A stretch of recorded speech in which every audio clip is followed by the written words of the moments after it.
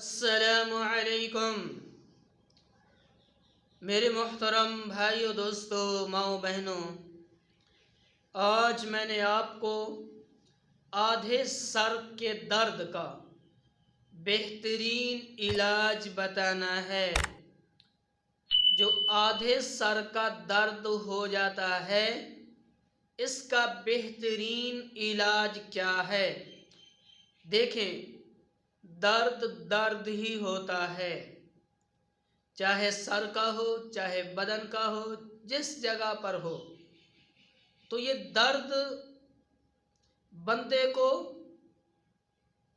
बहुत बड़ा नागवार और तंग नज़र आता है। इससे बड़ी मुशक्क़त होती है। तो ये सर का दर्द जो है कि ये छोटी मोटी चीज़ नहीं है।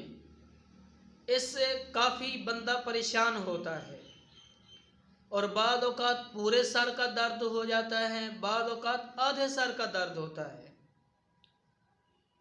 तो आधे सर के दर्द से बचने का बेहतरीन इलाज क्या है कि इस दर्द से मरीज़ को छुटकारा हो जाए और मरीज़ जो है वो सेहत याब हो जाए, उसको दर्द से खलासी हो जाए। तो इसका इलाज के 2 रत्ती रेठे का छिलका बारीक पीस कर 1 तोला पानी में मिलाकर रखें।